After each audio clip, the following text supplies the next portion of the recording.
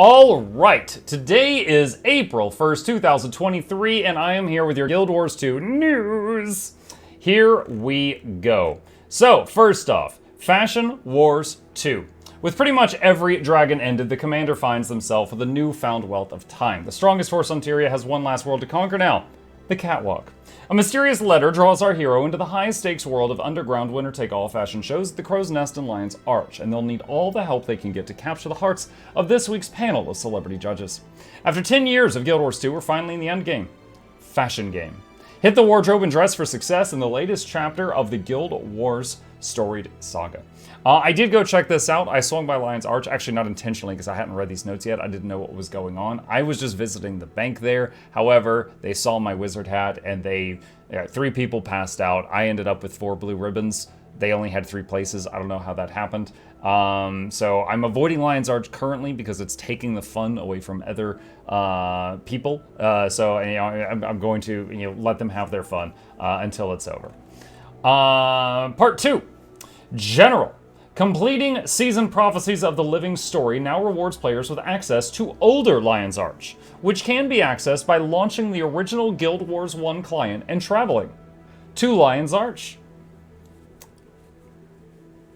I've seen a lot of people asking for this. This is very exciting, and I'm glad that they're finally setting this up. Still can't use mounts there. That's been a common complaint in old Lion's Arch and older Lion's Arch, that you can't use mounts there. I'm sure that'll get patched in sometime soon. Fixed an issue that unintentionally reduced the quantity of Imperator's cores in the Black Citadel and several other capital cities. Yes, last year we actually had a second Black Citadel side by side with the main one, and they accidentally turned that second one off. So clearly it was supposed to be there, and I look forward to seeing them fixing that and restoring the lore as it should be with our second Citadel. Fixed an issue that caused character deaths in the Superventure box's test zone to kill the character in real life. Yeah, I'm pretty sure the state of California has a lawsuit against ArenaNet pending about that. Fixed an issue in the Asura personal story that caused some characters to be haunted by a lingering feeling that they forgot to take one of their final exams in their selected college. Yeah, the whole thing with, everyone calling you like a prodigy and stuff like that is, that just says that you're smart. That doesn't say that you passed anything. They never call you graduate. And now we know why. To remove an overlap with player elite specializations, Fractal Vindicators have been renamed Fractal Dragon Hunters. Yes, I did read a full blog post about this. I won't get into it, but they're going to just do the name on a rotation. Starting January 1st, 2024, they're going to be Fractal Harbingers, and we're just going to be passing the baton from then on each year. Personal story. Using the /say chat command to respond to NPCs by interjecting your character's opinions, cracking jokes, or demanding to know where Balthazar is will now be considered canonical. Only the instance owner's extra dialogue is currently tracked. We are planning to add tracking for group extra dialogue in a future update. NPCs will not react to this added dialogue, but will silently judge the commander for interrupting.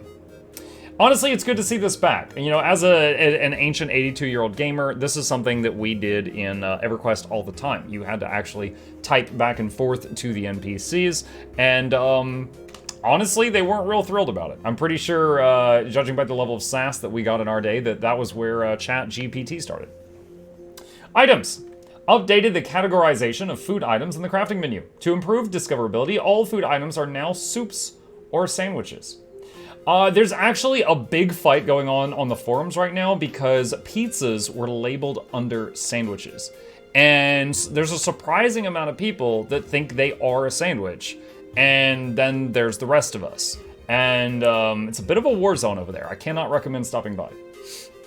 Minis will now summon their own mount when the player mounts up. Honestly, they used to do this in Guild Wars 1. When we would mount up there, because Guild Wars 1 did have mounts. The small ones would have like alpacas. It was really cute, but they never added it in Guild Wars 2. It's good to see this back. Increase the variety of Jade battery classifications. Collecting charges now applies a different boon effect depending on the battery type, which will need to be matched to the supplied device's requirements. So that might sound confusing, but to clarify, they have got like Jade double A's, Jade triple A's, you know, stuff like that. So you just got to make sure you've got the right type for the right machine. Honestly, this is just adding a bit more realism. I'm glad they did this. It was a bit ridiculous before that everything was compatible. To reduce inventory clutter, all looted items now drop as stackable unidentified items. Thank God. Like, I get so much crap for my bag, and really, I'm just playing the game normally. Just turn all of this into one item, please, and let's just be done with it. It's ridiculous. I don't know who did this to my bags. All right, profession skills. General. Shouts can no longer be used inside libraries and other scholarly facilities. This isn't going to be majorly game-breaking until the Library of Alexandria raid comes out, because that's both a library and a raid, and we won't be able to use shouts in there. So things like rebound strategies are going to be completely off the table. But for the rest of the places, like in towns and Radisum, honestly, it's just good manners. Significantly increases the minimum casting time of meditations. Meditations can now be interrupted by shouts, which, you know, is basically a passive buff to libraries. You know, you go to libraries to get your meditations done, and you don't have to worry about the shout mechanic interrupting you. Easy. Elementalist. Jade spheres will now require Jade power charges type JJ to use. They're going with the double J batteries. Those are very rare, usually only used in commercial aircraft. Interesting that they're going to go that route. A new style, Trends Attunement, has been added to replace Earth Attunement, which was kind of dusty anyway. This one's clearly an April Fool's joke. That's just ridiculous. Engineer. Degraded engineer tools can now be repaired at Jade workbenches. Thank God. It made no sense that we had to make new tools every time we needed them. Like, it is the only class that basically had to spend money after an hour of World v. World replacing all their equipment. It's, yeah, deserved. Improved the Mechanist Jade Mech interaction options, allowing the player to consult it for trading post prices, weather updates, and trending release notes. This is kind of just a cool UI thing. Basically what they're doing is when you open up the trading post, you're going to see like your Jade bot fly up to the monitor and like, it's got like a screen on its forehead, and you're going to be interacting with the Jade bot when you go through these menus. It's a cool bit of flavor thing. Also, the ability to read the release notes from in the game is going to make a lot more of the little peepos able to actually see those release notes, which honestly is just a terrible thing because it's going to impact my views. Guardian. Added the long-awaited Virtue of Temperance. Activating this profession mechanic allows Guardians to determine whether they've been adventuring long enough today, and if it's time for a different activity. Yeah, I think they got this idea from World of Warcraft loading screens, where, you know, they'll be like, yo, you've been online for 12 hours, maybe you should go outside, and, you know, you're just like, maybe you should mind your business, and then you realize you're talking to a computer, and you try to pretend that didn't happen. Judge's Intervention now additionally grants a significant number of votes when activated during a Fashion War event. There was actually a bug with this where it was actually working on as votes for anything, and someone rigged a judicial election, and there is a whole lot of blowback. That's the other lawsuit ArenaNet is dealing with right now. But now it is properly working just for the in-game fashion event. Mesmer. Blade Song Virtuoso skills now require crafted daggers as a reagent. This was honestly just to increase and promote economy and trade with Whiterun. There's some guy over in Whiterun that's just making like 1,000 crafted daggers each day, and it became like the primary export, and they're looking for some way to offload these. So ArenaNet was like, oh, well, why don't we just make Virtuosos require crafted daggers? Bang, bang, bada, boom. And then that just solves everybody's problems, and it promotes trade at the same time. If a Scrit Mesmer created clones of itself, it wouldn't get smarter. That's not how Scrit Mesmers or clones work. We just wanted you to know. Common misconception. So Scrits, in the lore, if there's a bunch of them in one place, their IQ actually increases. That's why the Asura finds them to be kind of dangerous, because if there's just one, it's an idiot. If there's 20, it's a smarter idiot. But if there's like 500 of them together, then one of them is smarter than an Asura. And the problem is that this just keeps going up exponentially. So we gotta keep them spread out. Just give them pieces of candy every now and then, not let that happen, because, you know, that's we don't want that. And if they make a clone of themselves, the clone is not a separate script, so of course it's, it's not going to get smarter. Also, if he's a Mesmer, he's already not that intelligent anyway because he picked Mesmer, so that's like bottom of the barrel for a script. All right. Mesmers can now access series of extra tabs in the hero panel to customize their phantasms appearances for the duration of their summon. Very fun ability in PvP. Just basically give all your clones the Vermilion Wings. Those have a long-standing bug that just destroy NVIDIA graphics cards, anyone who looks at them. And basically you just, just Shadow Clone Jutsu, summon some clones, cover your eyes, and just send them into battle. All your enemies disconnect. Easy win. Personally, as a non-Mesmer player, I hope they fix that someday, but that's where we are today. Necromancer. The visibility of ghost spirits and other spectral entities can now be adjusted in the settings menu. That's great. A lot of people see Necromancer and they've only ever played Guild Wars 2 and they're like, oh, Necromancer, that's someone who drinks vodka and fires a gun. That's what it is. They forget that a Necromancer does necromancy and there's more to it. It's good that they're bringing this back, getting back to their roots. You can now put little hats on your summoned minions, but sometimes they drop them, and it's so precious that you can't be mad. That sounds really cute until you remember Necromancer's summoned minions. Like, their healing minion is literally like a floating organ leaking blood everywhere. Like, I mean, yeah, you could put a beanie on it. I don't know that it helps.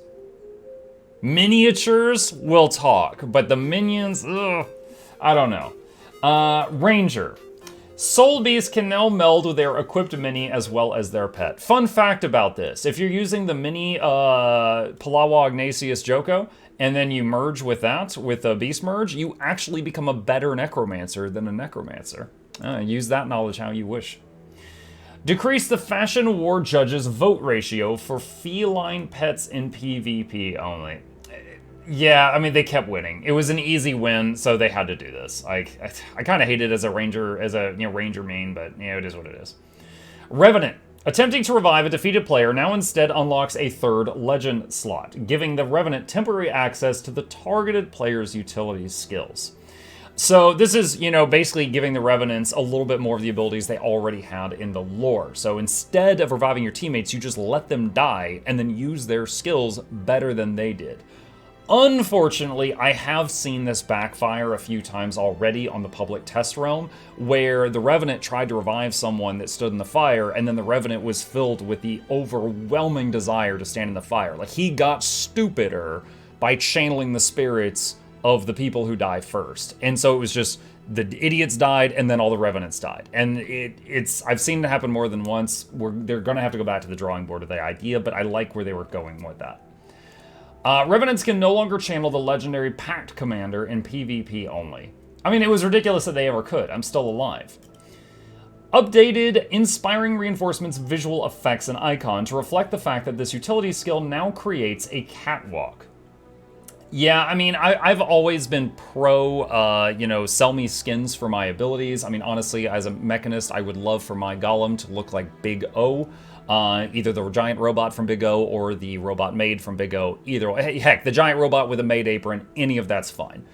So them just making a catwalk for the Dwarven Road, totally fine. Just, make the rounds with these skins. Come over to where I'm at sometime soon. Thief. Steal now additionally steals the target's style by emulating their wardrobe selection and dye choices in PvP only.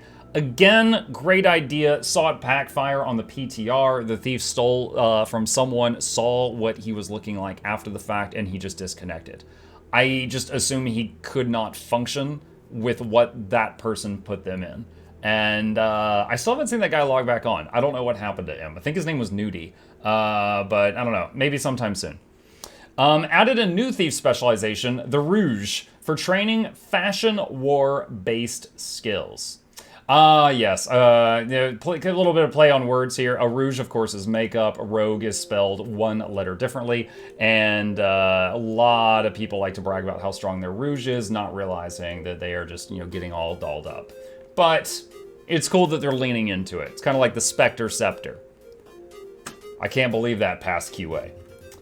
Warrior. Fixed an issue that unintentionally muffled the gun saber's inner voice when it speaks directly into its blade-sworn wielder's heart.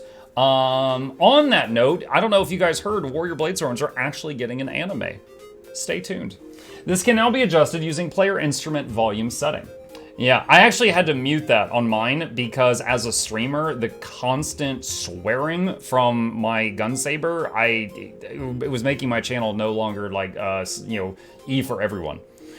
It is a violent sword. Increased effectiveness of bodybuilder's side chest stance by 10% in all gameplay modes. I don't agree with this buff. I don't agree with this one. I mean, it's getting to the point where it's like Goku, and they're just like putting on muscles that don't exist on the human body. We'll see how it looks, but I don't like the idea of it. Role player versus player. New RP-VP maps for the season have been added, including tense treaty negotiations, formal social event, and shady back alley to set a new stage for inter-character conflicts. Now, see, if you were reading this note and you were a new player, you might think that this is being added to the game for the first time, but it's not. There's plenty of times where in World v World during the matchups, Maguma ends up fighting against literally any of the RP servers. And the murdering that commences after that is RPVP. It's not pretty, but it is already there. Valen, big fan. World versus World. World linking now occurs every Wednesday at noon in all time zone. In all time zones. In all time zones. So we're just going to have like a ripple that goes around the planet every hour that does the world linking. It doesn't affect me. It's fine. Black Lion Trading Company Gem Store disabled chair AI. There was an incident recently where a chair in the Black Lion Gem Store killed somebody, and I think they're working on that. That's the third lawsuit they're dealing with. Okay, I guess that's it. So that is your release notes for today. If you got any other questions, problems, thoughts, concerns you want to add on this, be sure to put them into the comment section down below. And yeah, we'll see y'all next time.